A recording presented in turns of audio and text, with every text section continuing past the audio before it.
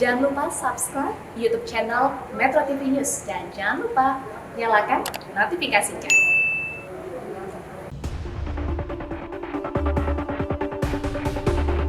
Pada kepolisian untuk segera menindak tegas, mengusut secara tuntas pelaku tersebut sesuai dengan peraturan dan perundangan berlaku.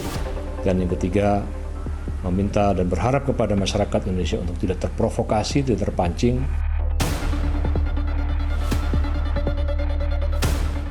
JPZ masih berstatus WNI dan memiliki hak dan kewajiban untuk mengikuti aturan hukum yang berlaku di Indonesia. Direktorat Tindak Pidana Siber Bareskrim Polri sudah menerbitkan daftar pencarian orang atau DPO atas nama JPZ.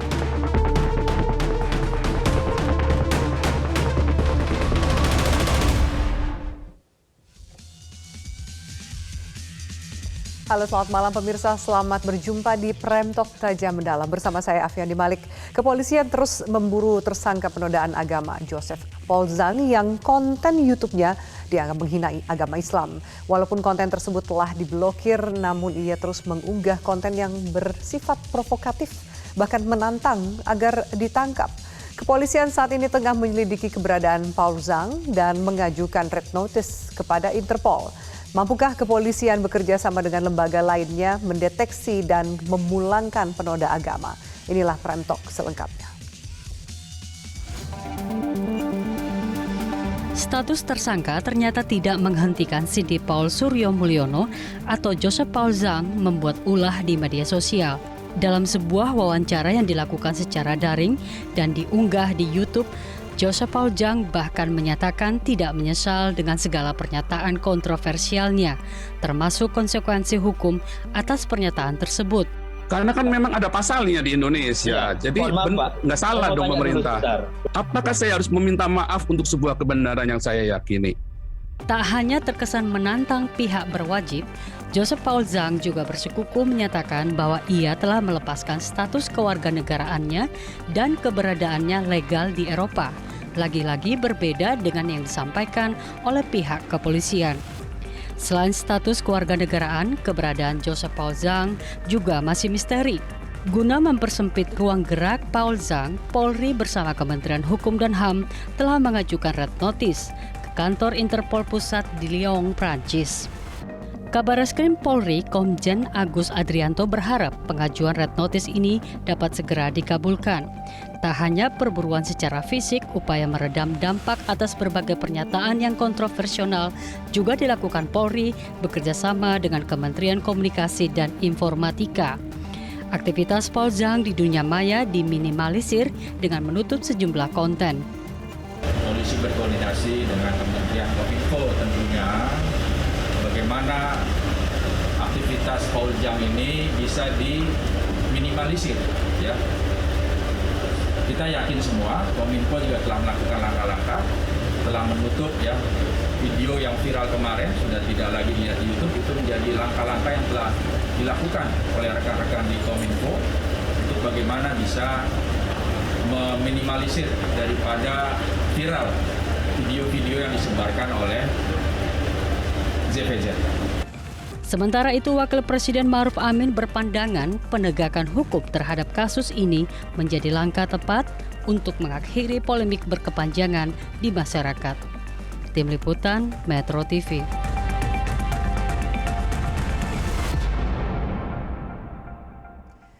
Dan pemirsa, untuk membahasnya telah bergabung Ketua Harian Kompolnas Beni Mamoto dan pakar hukum pidana Asep Iwan Iriawan. Pak Beni, selamat malam. Malam. Baik, Kang Asep, selamat malam. Baik, saya akan ke Pak Beni terlebih dahulu. Sejauh ini bagaimana Anda melihat proses yang diupayakan oleh pihak kepolisian dalam kasus penodaan agama dengan tersangka Paul Zhang ini, Pak Beni? Ya, kami tentunya mendukung sepenuhnya apa yang sudah dilakukan oleh pihak Polri, karena apa yang dilakukan oleh tersangka ini tidak hanya sangat meresahkan, tetapi juga bisa berdampak luas. Dan tentunya dia seperti yang sudah terjadi saja, akan berulang dan akan terus melakukan hal yang sama. Namun dalam kaitan ini, pengalaman saya tugas di NCB Interpol, kita juga harus mempertimbangkan beberapa hal, di antaranya adalah menyangkut masalah penerapan pasal. Ini menjadi penting, perlu dikaji, perlu juga nanti mana yang paling tepat. Kenapa?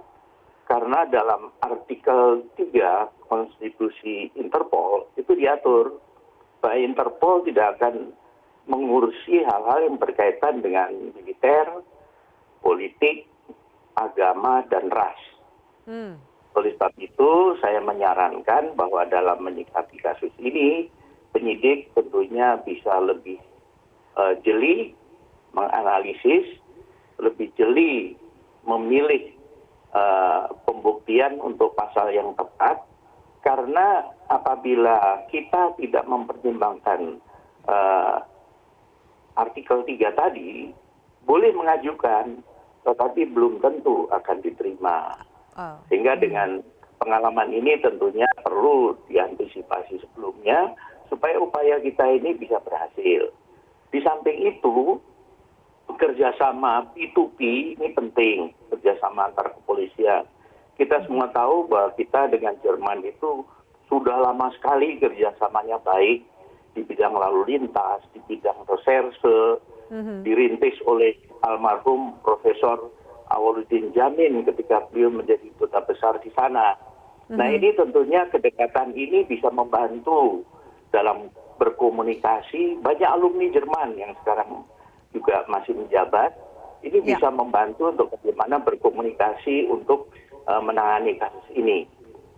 Oke, baik Pak Beni, kita akan bahas nanti lebih jauh soal proses yang bisa dilakukan dan diupayakan kerjasamanya dengan Interpol. Saya akan tanya dulu Kang Asep, kalau kemudian status tersangkanya kasus penodaan agama dan ujaran kebencian, lalu tersangka mengatakan sudah melepas kewarganegaraan di Indonesia, bahkan menantang untuk diproses hukum karena dia merasa hanya bisa diproses melalui hukum Eropa. Ini masih banyak kebingungan atas pemahaman statement ini di masyarakat. Duduk perkaranya seperti apa? Prosesnya akan seperti apa, Kak Asep? Ya, di KUHP itu dikenal azas berlakunya KUHP, ya, dikenal azas nasionalis, ya, nasional aktif, nasional pasif, kemudian azas teritorial dan universal. Artinya apa? Siapapun warga negara manapun, ketika dia melanggar KUHP, dia akan diproses secara hukum. Ya, jadi tidak hanya mengenal soal kewarganegaraan, warga negara asing, jangan warga negara Indonesia. Warga negara asing di Indonesia melakukan tindak pidana berlaku baginya. Apalagi warga negara Indonesia melakukan tindak pidana di Indonesia, itu jelas berlaku azas teritorial.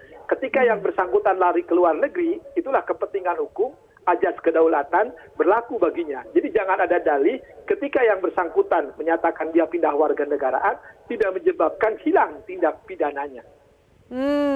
Baik, lalu prosesnya seperti apa? Karena kan kemudian juga dari imigrasi mengatakan masih dikatakan menjadi warga negara Indonesia dan saat ini juga masih diburu keberadaannya, belum bisa ditangkap. Apa yang perlu dilakukan? Apakah mengurus status kewarganegaraannya dulu untuk kemudian proses hukum berikutnya atau bisa berjalan bersamaan, Kang Asep? Ya, kalau lihat fakta penjelasan Polri, yang bersangkutan sudah dinyatakan sebagai tersangka. Artinya telah melakukan tindak pidana. Nah, yang jadi masalah sekarang yang bersangkutan di luar negeri. Dan kalau tidak salah kan penjelasan kepolisian udah DPO. Nah, sekarang bagaimana proses ketika yang bersangkutan DPO? Ya mungkin kerjasama tadi, Interpol, NCB, dan sebagainya yang tahu pihak penyidik. Tapi yang sekali lagi yang penting yang bersangkutan tetap ketika dinyatakan tersangka dan sudah dinyatakan tersangka oleh kepolisian, berlakulah KUHP baginya. Dan tidak ada penghilangan sekali lagi kecuali daluarsa ya. Oke, baik. Saya akan jeda. Kita akan bahas tadi yang sudah dibuka di awal statement oleh Pak Benny Mamoto soal koordinasi kepolisian dengan atase kepolisian di sana dan kemudian KBRI Berlin dan juga Interpol. Red Notice itu prosesnya seperti apa? Dengan status tersangka dalam kasus penodaan agama dan ujaran kebencian, apa bisa prosesnya menjadi lebih cepat? Kita nantikan jawaban para narasumber usai jeda. Tetaplah bersama kami. Baik, pemirsa kita lanjutkan. Pak Benny, saya akan kembali ke Anda. Soal tadi Anda membuka upaya yang dilakukan dengan mengontak Interpol. Anda juga sempat mengatakan bahwa kalau kasus agama mungkin akan kontraproduktif, akan sulit sekali. Sementara kita tahu Paul Zhang juga menjadi tersangka atas kasus penodaan agama dan ujaran kebencian.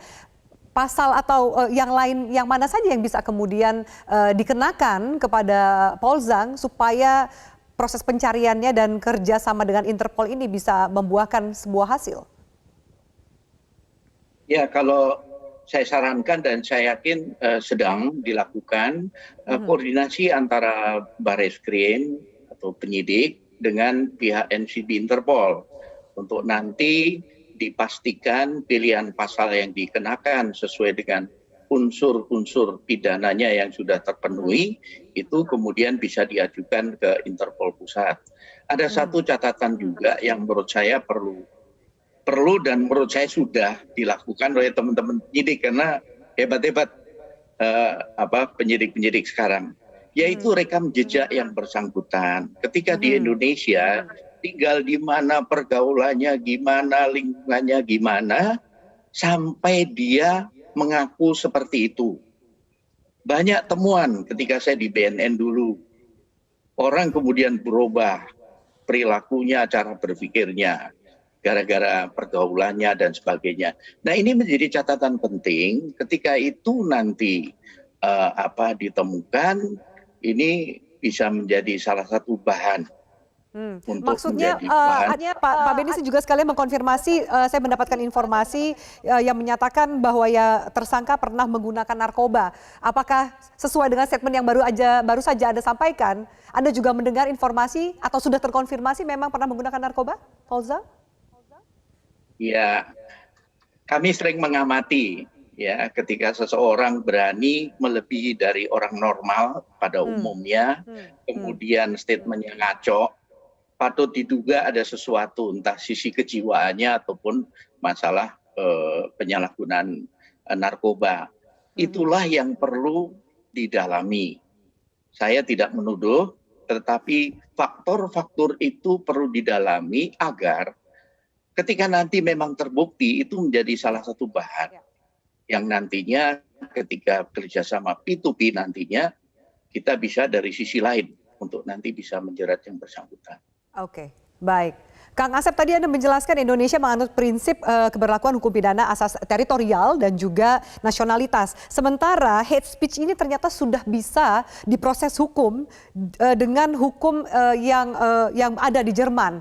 Lalu nanti akan diproses seperti apa jika ternyata Paul Zhang ini sudah tertangkap?